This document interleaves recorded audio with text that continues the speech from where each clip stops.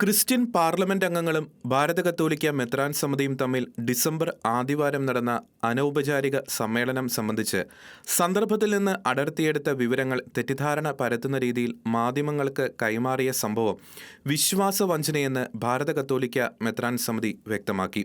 യോഗത്തിന്റെ അനൗപചാരിക സ്വഭാവം കണക്കിലെടുത്ത് വാർത്താക്കുറിപ്പോ ഫോട്ടോഗ്രാഫുകളോ പരസ്യമാക്കില്ലെന്ന് ഏകകണ്ഠമായി സമ്മേളനത്തിൽ പങ്കെടുത്ത എംപിമാർ സമ്മതിച്ചിരുന്നതാണ്.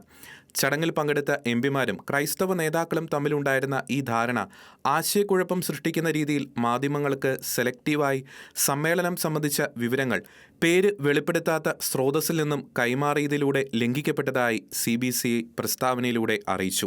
സന്ദർഭത്തിൽ നിന്ന് വേർപെടുത്തി ചില തെരഞ്ഞെടുത്ത കാര്യങ്ങൾ മാത്രം പ്രചരിപ്പിച്ചത് ആശയക്കുഴപ്പങ്ങൾക്ക് ഇടയാക്കുകയും നടന്ന സമ്മേളനത്തിന്റെ സ്വഭാവം തെറ്റായി ചിത്രീകരിക്കപ്പെടാൻ ഇടയാക്കുകയും ചെയ്തതായും ഭാരത കത്തോലിക്ക മെത്രാൻ സമിതി ചൂണ്ടിക്കാട്ടി.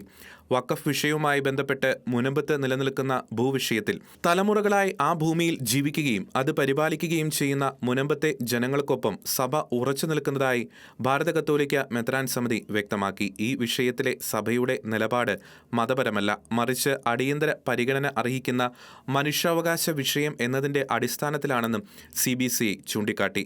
ഇത് ക്രിസ്ത്യൻ മുസ്ലിം പ്രശ്നമല്ലെന്നും നമ്മുടെ ഭരണഘടന അനുശാസിക്കുന്ന നീതിയുടെയും മനുഷ്യാവകാശത്തിന്റെയും പ്രശ്നമാണെന്നും ഊന്നിപ്പറയേണ്ടത് അനിവാര്യമാണെന്നും ഭാരത കത്തോലിക്ക മെത്രാൻ സമിതി അറിയിച്ചു.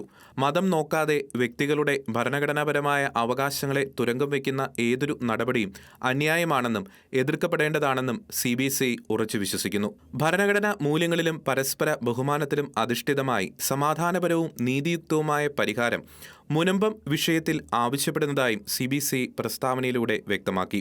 പരസ്പര ഐക്യത്തിൽ നീതിക്ക് വേണ്ടിയുള്ള പോരാട്ടത്തിൽ പാർശ്വവൽക്കരിക്കപ്പെട്ട എല്ലാ വിഭാഗങ്ങളുടെയും ഒപ്പം നിൽക്കുന്നതിൽ CBCI പ്രതിജ്ഞാബദ്ധമാണ് എന്ന വാക്കുകളോടെയാണ് പ്രസ്താവന അവസാനിക്കുന്നത്.